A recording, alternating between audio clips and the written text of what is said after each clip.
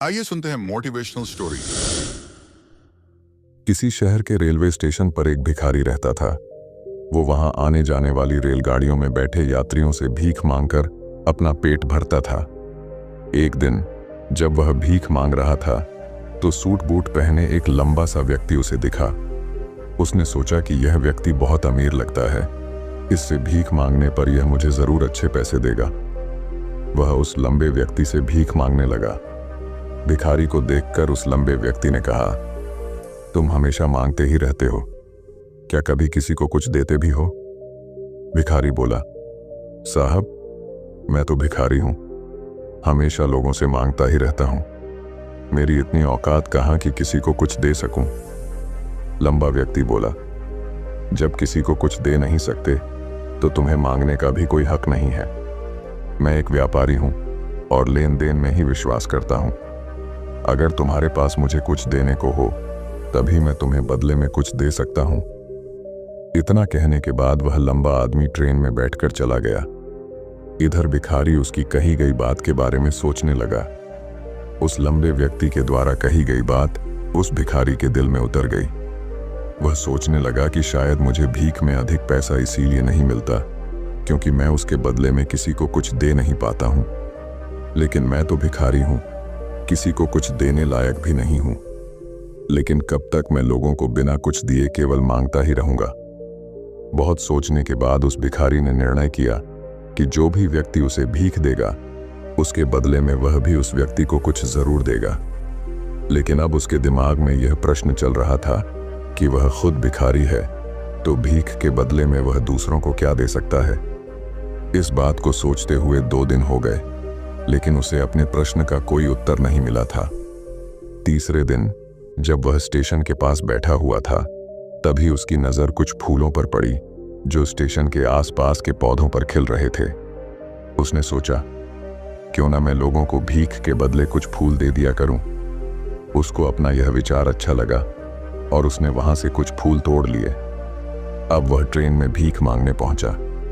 अब जब भी कोई उसे भीख देता तो उसके बदले में वह भीख देने वाले को कुछ फूल दे देता। उन फूलों को लोग खुश होकर अपने पास रख लेते थे। अब भिखारी रोज फूल तोड़ता और भीख के बदले में उन फूलों को लोगों में बांट देता था। कुछ ही दिनों में उसने महसूस किया कि अब उसे बहुत अधिक लोग भीख देने लगे हैं। वह स्टेशन के पास के सभी फूलों को तोड़ लाता था। जब तक उसके पास फूल रहते थे तब तक उसे बहुत से लोग भीख देते थे, लेकिन जब फूल बांटते बांटते खत्म हो जाते तो उसे भीख भी नहीं मिलती थी। अब रोज ऐसा ही चलता रहा। एक दिन जब वह भीख मांग रहा था तो उसने देखा कि वही लंबा व्यक्ति ट्रेन में बैठा है जिसकी वजह से उसे भीख के बदले फूल देने की प्रेरणा मिली थी। वह तुरंत उस व्यक्ति के पास पहुंच गया और भीख मांगते हुए बोला, आज मेरे पास आपको देने के लिए कुछ फूल हैं, आप मुझे भीख दीजिए तो बदले में मैं आपको कुछ फूल दूंगा। उस लंबे व्यक्ति ने उसे भीख के रूप में कुछ पैसे दे दिए और भिखारी ने कुछ फूल उसे दे दिए। उस लंबे व्यक्ति को यह बात बहुत पसंद आई। वह बोला, वाह क्या बात है, आज तुम भी मेरी तरह एक व्यापारी बन गए हो। इतना कहकर फूल लेकर वह लंबा व्यक्ति अपने स्टेशन पर उतर गया। लेकिन उस लंबे व्यक्ति द्वारा कही गई बात एक बार फिर से उस भिखारी के दिल में उतर गई। वह बार बार उस लंबे व्यक्ति के द्वारा कही गई बात के बारे में सोचने लगा और बहुत खुश होने लगा। उसकी आंखें अब चमकने लगीं। उसे लगने लगा कि अब उसके हाथ सफलता की वह चाबी लग गई है जिसके द्वारा वह अपने जीवन को बदल सकता है। वह तुरंत ट्रेन से नीचे उतरा और उत्साहित होकर बहुत तेज आवाज में ऊपर आसमान की तरफ देखकर बोला, मैं भिखारी नहीं हूं, मैं तो एक व्यापारी हूं, मैं भी अमीर बन सकता हूं। लोगों ने उसे देखा तो सोचा कि शायद यह भिखारी पागल हो गया है और अगले दिन से वह भिखारी उस स्टेशन पर फिर कभी नहीं दिखा। लेकिन 6 महीने बाद इसी स्टेशन पर 2 व्यक्ति सूट बूट पहने हुए यात्रा कर रहे थे। दोनों ने एक दूसरे को देखा तो उनमें से एक ने दूसरे से हाथ मिलाया और कहा, क्या आपने मुझे पहचाना? दूसरा व्यक्ति बोला, नहीं, क्योंकि मेरे हिसाब से हम लोग पहली बार मिल रहे हैं। पहला व्यक्ति बोला, नहीं, आप याद कीजिए, हम पहली बार नहीं बल्कि तीसरी बार मिल रहे हैं। दूसरा व्यक्ति बोला, मुझे याद नहीं। वैसे हम पहले 2 बार कब मिले थे? अब पहला व्यक्ति मुस्कुराया और बोला, हम पहले भी 2 बार इसी ट्रेन में मिले थे। मैं वही भिखारी हूं जिसको आपने पहली मुलाकात में बताया कि मुझे जीवन में क्या करना चाहिए, और दूसरी मुलाकात में बताया कि मैं वास्तव में कौन हूं। दूसरा व्यक्ति मुस्कुराया और अचंभित होते हुए बोला, ओ, याद आया, तुम वही भिखारी हो जिसे मैंने एक बार भीख देने से मना कर दिया था और दूसरी बार मैंने तुमसे कुछ फूल खरीदे थे। लेकिन आज तुम ये सूट बूट में कहाँ जा रहे हो और आजकल क्या कर रहे हो? तब पहला व्यक्ति बोला, हाँ, मैं वही भिखारी हूं, लेकिन आज मैं फूलों का एक बहुत बड़ा व्यापारी हूं और इसी व्यापार के काम से ही दूसरे शहर जा रहा हूं। कुछ देर रुकने के बाद वह फिर बोला, आपने मुझे पहली मुलाकात में प्रकृति का वह नियम बताया था जिसके अनुसार हमें तभी कुछ मिलता है जब हम कुछ देते हैं। लेन देन का यह नियम वास्तव में काम करता है। मैंने यह बहुत अच्छी तरह महसूस किया है, लेकिन मैं खुद को हमेशा भिखारी ही समझता रहा। इससे ऊपर उठकर मैंने कभी सोचा ही नहीं।